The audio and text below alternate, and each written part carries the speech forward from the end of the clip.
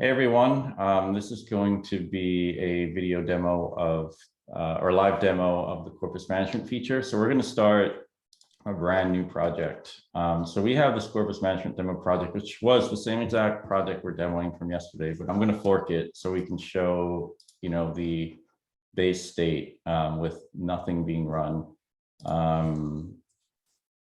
Let's see, let's call it team. So I'll fork this. Oh, okay, select namespace. I'm going to fork this project.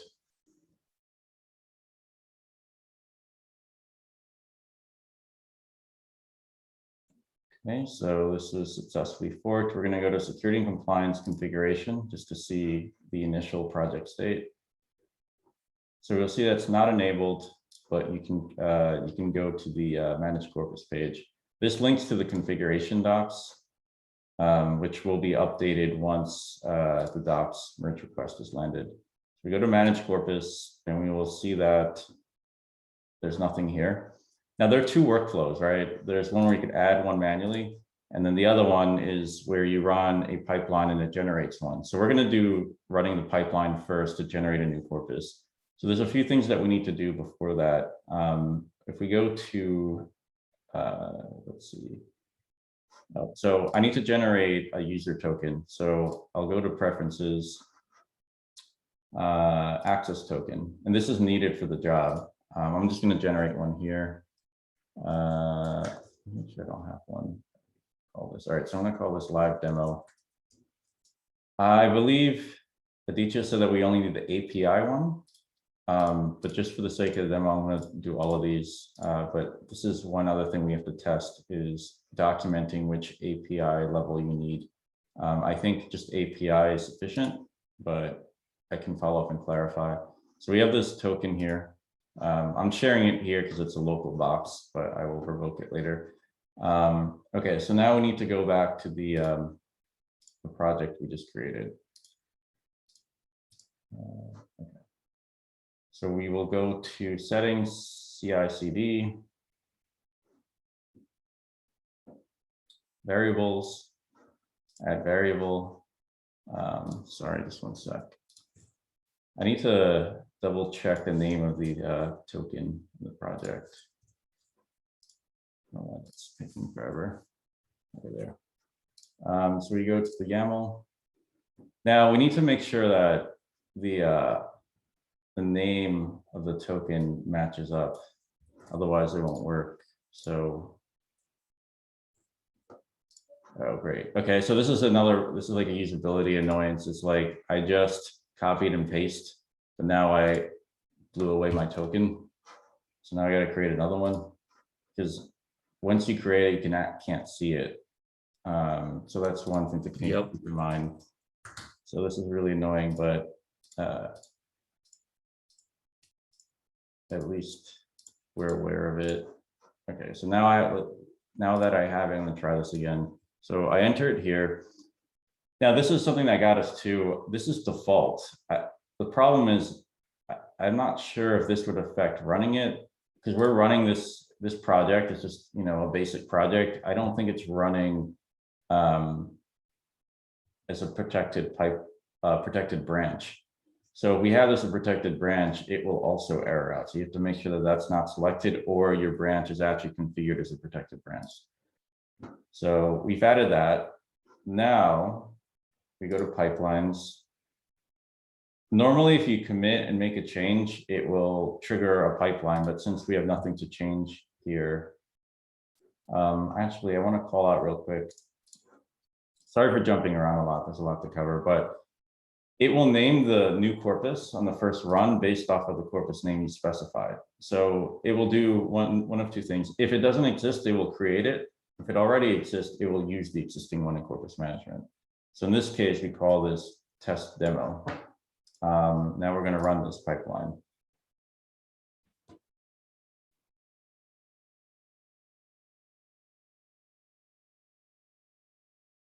Okay. So this might take a few minutes to probably about like 2 minutes to run. So are there any questions in the meantime while this is running? No, it all makes sense. I'm not in love with the personal access token, but obviously we can't get around that. So yeah, I think it all makes sense. Okay. I guess, yeah, this updates in real time anyway. So the job that I think will actually upload the corpus is my fuzz target.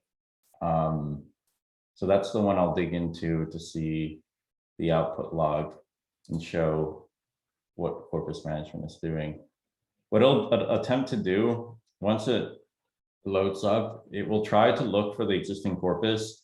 If it finds it, it will use it in the run. If it doesn't, if the endpoint returns a 404 not found, it will just run the fuzzer without the corpus.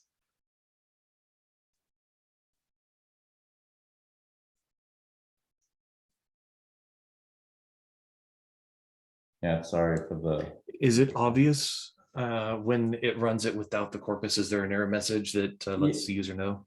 Yeah, so it doesn't show up as an error message. It shows up as green text, which we could change maybe as to yellow or caution. I mean, that I guess is a product decision. You know, we could change it to what you want, but it will show 404 not found and something along the lines to hint that it's not running the corpus, but it doesn't explicitly say corpus not found, running fuzzer without corpus or anything along the lines. It just says not found and it continues.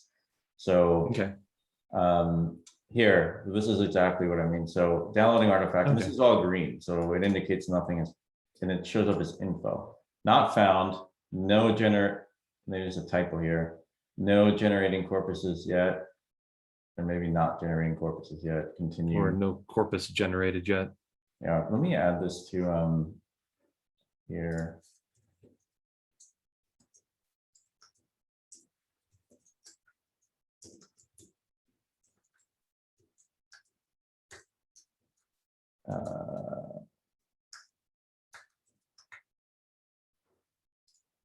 Okay, so job succeeded, right? So we saw the fuzzer run, cause a stack trace, you know, that's I guess what fuzzers do, and then exit, and then corpus created, and then you go. Is this okay before I continue? Just that.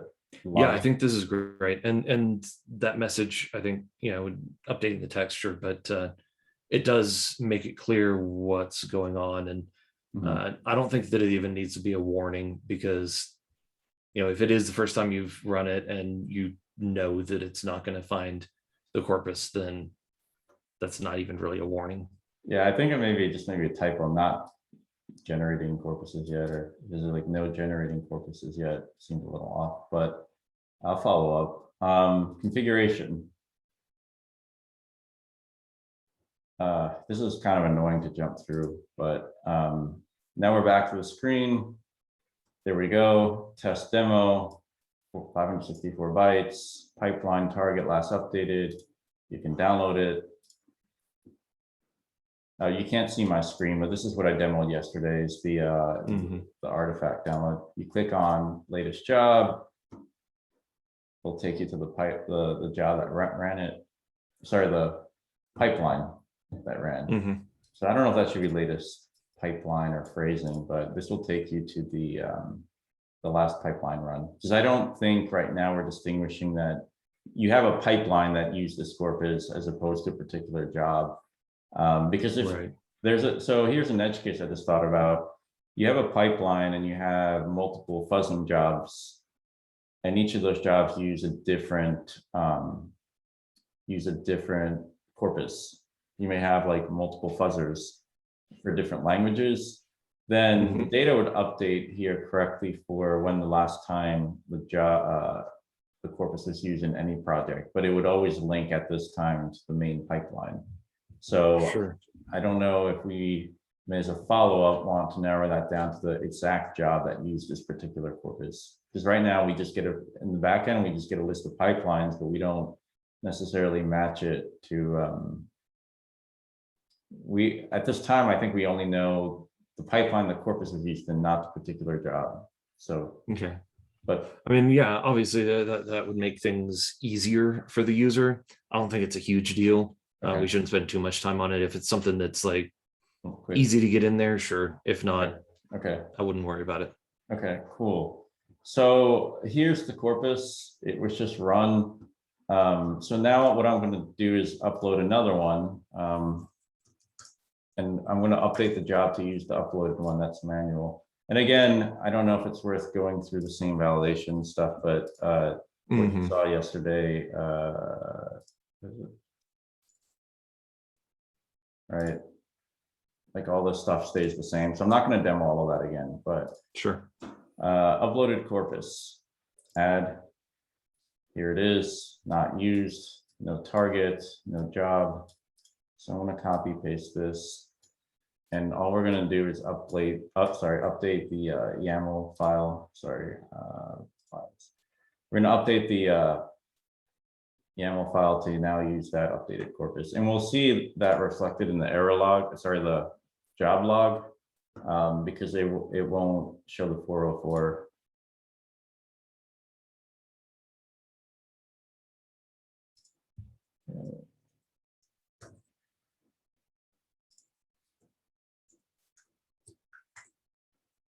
That changes.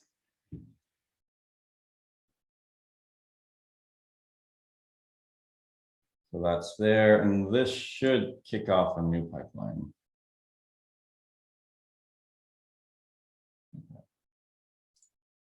So again, since this is running, any questions at this point? No, I mean, it all makes sense. Yeah, I mean, as long as the delete button works, I guess that's one thing that I haven't seen yet, is that specifically, working, but everything else looks great and it makes sense. Sure, yeah, good point. Yes, yeah, so delete works. I will demo that right after you see this other corpus. Sure.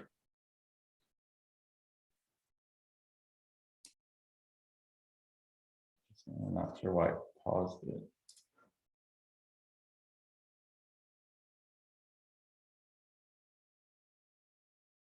Okay. So we'll look at the log and see what's slightly different here.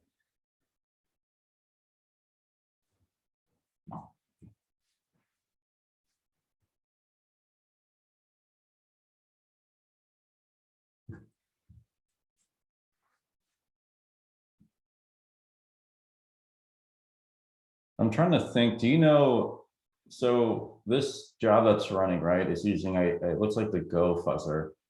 For testing, I just realized technically we need to run this for every fuzzer, right? To be extra sure that it works with every fuzzer. Because right now we've only been, I feel like I'm worried that we're getting like tunnel vision, because we've only, like our demo projects and everything coverage fuzzing related, I'd only been testing with this Go Fuzz project, which is a Go fuzzer.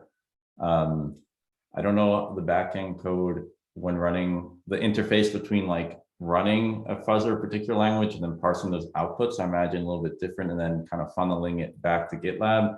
I don't know how all that works with corpus management. I could ask Aditya, but that's another complexity that, I'd be a little nervous about saying, hey, it works for Go, and then we just push it out and then expect all of the fuzzers just to work with this corpus management. Yeah, I disagree. Or I don't disagree, sorry. I don't know if we need to test every single one.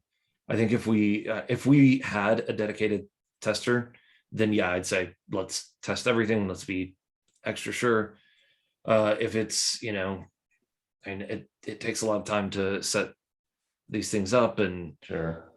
We do have example projects for each of the fuzzer languages, so maybe it won't take too much time, but I mean, I would say best effort, try to get through, a reasonable amount of different languages, and if it all works for like 3 or 4 languages, then we can be fairly certain. There might be 1 or 2 that it doesn't. I think that would be a pretty low probability, though. Sure. I think, no, that's reasonable. I mean, I'm kind of at your discretion here. What might help us if we are testing like 1, 2, or 3, what are your top priority ones? the top languages for fuzzing, like in terms of feature, when you come out with the release notes and which ones are the most important to test? Let me look. Yeah, sorry.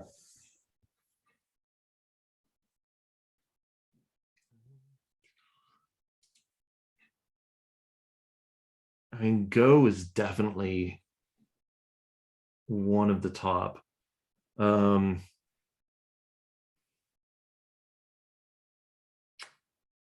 I would say,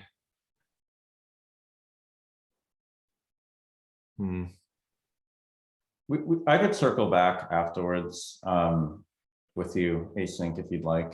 You don't have to like answer it now.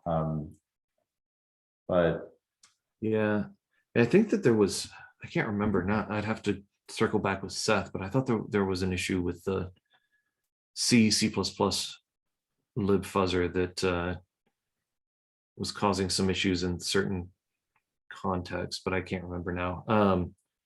Yeah, I mean, JavaScript, Python, and maybe Java would be after Go, since you've already done Go, would probably be my top three. It's JavaScript, Python, and Java. I'm guessing Java Fuzz, since we've got two JQF and Java Fuzz as the fuzzing engine. We recommend Java Fuzz, so I would just do that one. I'm not even sure.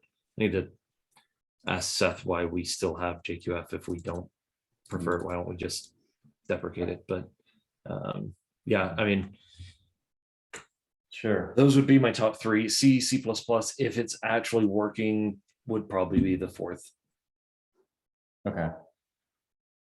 Got it. So I just want to run through the log real quick. So it's pretty much nearly identical except for these lines here, right? You don't see the 404 anymore. You see downloading artifacts if they exist. Downloading artifacts from, and this is the API endpoint that we use from package registry to demo the package. So here's the uploaded Corpus is the package name, or Corpus name in this case. And then we're running the fuzzer with it.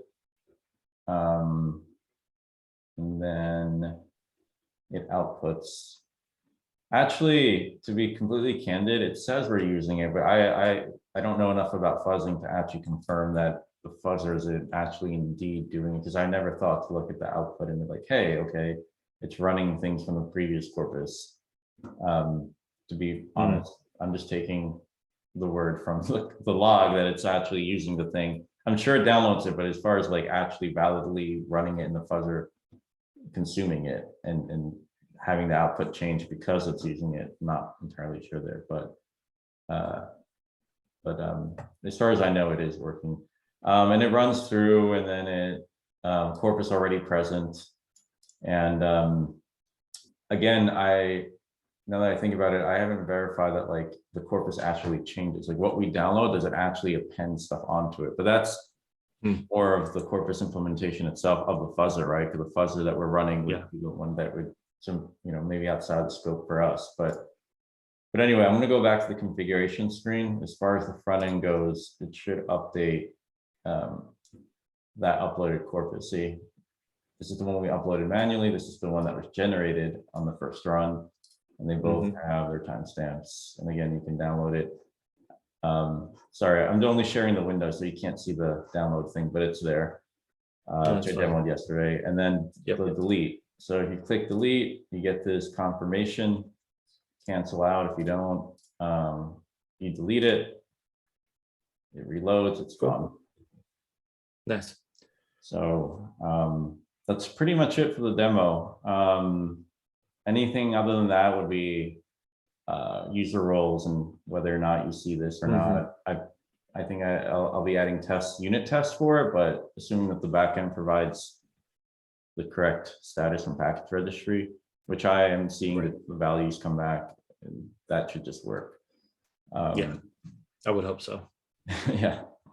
So that's pretty much it. I'm gonna stop recording, and then if you have questions,